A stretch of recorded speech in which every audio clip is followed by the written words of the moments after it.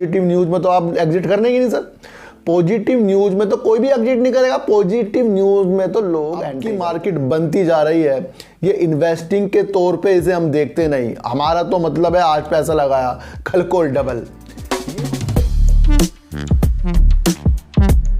नमस्कार, मैं स्वागत करता हूं आपका अपने चैनल में जिसका नाम है डीप सर्च 6। काफ़ी दिनों से लोगों का जो रुझान है ना वोडाफोन आइडिया का, इसलिए भी बढ़ता जा रहा है क्योंकि ये 5G के लिए भी काम करेगा और सरकार का भी इसके ऊपर जो हाथ रहा है इसको मजबूती की तरफ लोगों का देखना जा रहा है। और जो इसके यूके के जो वोडाफोन है उनका भी कुछ हस्तक्षेप अब इसके प्रति बढ़ता जा रहा है। और कहीं ना कहीं आने वाला जो समय है 5G पे आधारित होने वाला है। फिर भी कर्जे में और कठिनाइयों से काफ़ी उभरती हुई वोडाफोन आइडिया संघर्ष करती जा रही है, जिसे पल पल में कुछ न कुछ न्यूज़ के दौरान ही मार्केट में देखा जाता है। तो आज इस बारे में चर्चा करेंगे कि वोडाफोन जो आइडिया है कि इसके शेयर हमारे पास होने चाहिए या इस पे हमें कुछ भी ऐसी संभावना नहीं नज़र आ रही है जो हमें ये कुछ कमा कर दे। सर, सबसे पहले एक चीज़ तो आपको ये जाननी ज़रूर पड़ेगी कि जो अब की मार्केट बनती जा रही है ये इन्वेस्टिंग के तौर पे इसे हम देखते नहीं। हमारा तो मतलब है आज पैसा लगाया कल को डबल। ये वाली जो मार्केट बनती जा रही है बड़ी ही घातक साबित होगी जो ऐसे इन्वेस्टर होते हैं जो पेनी स्टॉक में पैसा लगाकर से डबल की जो कामना करने लगते हैं। जैसे ही वोडाफोन आइडिया ने एक ऐसी न्यूज़ का उल्लेख किया जिसमें वो नज़ारा जो एक कंपनी है बड़ी, वो गेमिंग के लिए काम करती है और वोडाफोन आइडिया अपने गेमिंग को विस्तार करना चाह रहा है जिससे उसका आरपू बढ़ जाए सर, तो उसने उससे पार्टनरशिप की है और गेम वोडाफोन आइडिया फ्री देगा।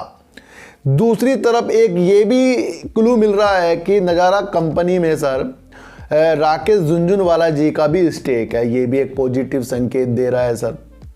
और आपको जैसे ही इसकी न्यूज़ पता लगी होगी कि ये आरपी को बढ़ा रहा है तो लोगों का मानना है कि ये सर अच्छा वर्क करके देगा। लेकिन मैं आपको बता दूं कि जो भी गेम के सेक्टर है ना बड़े चलेंगे। आपको पता ही होगा कि गली मोहल्ला जहां भी आपको देखने को मिल जाएगा लोग पबजी खेलते हुए मिल रहे हैं, कुछ खेलते हुए मिल रहे हैं। तो गेम का सेक्टर ज़्यादा बढ़ रहा है। इसे देखते हुए वोडाफोन आइडिया ने पार्टनरशिप की थी, लेकिन उसका इम्पैक्ट सर मार्केट में शेयरों में नहीं देखने को मिला। वो इसलिए नहीं मिला क्योंकि आपको मैंने एक न्यूज़ कल बता दी थी जिसमें कहा था मैंने कि 1.9 करोड़ रुपए का एक फाइन दूरसंचार विभाग की तरफ से वोडाफोन आइडिया पर लगा दिया गया है, जिसे ये सक्रिय सिम को बेच रहे थे।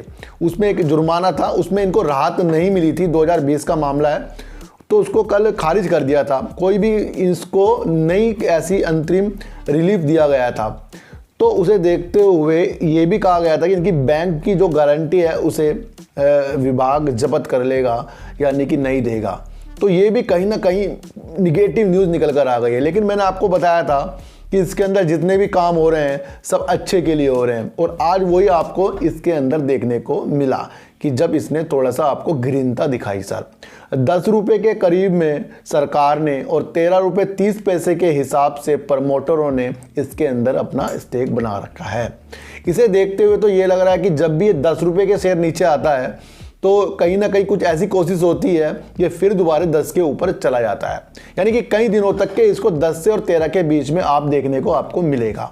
अचानक ये भी हो सकता है ये 13 को भी पार करके 16, 17, 18 की तरफ भी जा सकता है जैसे ही 5G की बातें होंगी। सरकार ने यह भी कहा है कि 5G नीलामी में जो स्पेक्ट्रम की बिक्री होगी उसमें भी वो कुछ पैसा कम करेगी, आधार मूल्य कम करेगी। ये भी एक पॉजिटिव न्यूज़ वोडाफोन आइडिया के लिए निकल कर आ रही है। वोडाफोन आइडिया को आप इस तरह से भी अच्छी तरह से देख सकते हैं, जो कि यूके की कंपनी है वोडाफोन, वो 5G भी अच्छा काम करने के लिए तैयार हो रही है। तो कहीं ना कहीं उसका भी इसको सपोर्ट मिलेगा। दोनों पार्टनरशिप हैं और इंडस टावर से जो भी इनका स्टेक बिकेगा वो वोडाफोन आइडिया के कर्जा उतारने में और वोडाफोन आइडिया के काम पर लगेगा। तो यहाँ पर तो ये देखा जा रहा है कि जो भी संभावना वोडाफोन आइडिया के लिए बन रही है आगे जाके पॉजिटिव ही नज़र आ रही है। सबसे तेज़ जो नेट ये दे रहे हैं सर गीगा नेट, वो भी इनका बेस्ट है। कहीं कहीं इलाकों में नहीं होगा, उसके लिए सुधार भी कर रहे हैं। तो हर संभव परिस्थितियों को देखकर ना हमें यही अंदाजा लगाना चाहिए कि वोडाफोन आइडिया में जो भी निगेटिव या पॉजिटिव न्यूज़ आ रही है वो इसके काम के प्रति आ रही है, लेकिन इसके अंदर जैसे ही बढ़िया वाला काम होगा, जो फंड आएगा और जो बैंक की गारंटी इसको जो थी 15,000 करोड़ रुपए जो ले रहे हैं ये, वो मिलते ही इसमें रफ्तार आना तय है सर। अब लोग कहेंगे कि सर शेयर नीचे गिर रहा है। जब तक के निगेटिव न्यूज़ आएगी नहीं तो शेयर नीचे जाएगा नहीं, और जब शेयर नीचे जाएगा नहीं तो हम जैसे कैसे एग्जिट नहीं करेंगे फिर इसके अंदर से? हम तो तभी करेंगे ना जब हमारा लॉस हो रहा है, निगेटिव न्यूज़ आ गई। अब पॉजिटिव न्यूज़ में तो आप एग्जिट करने ही नहीं सर।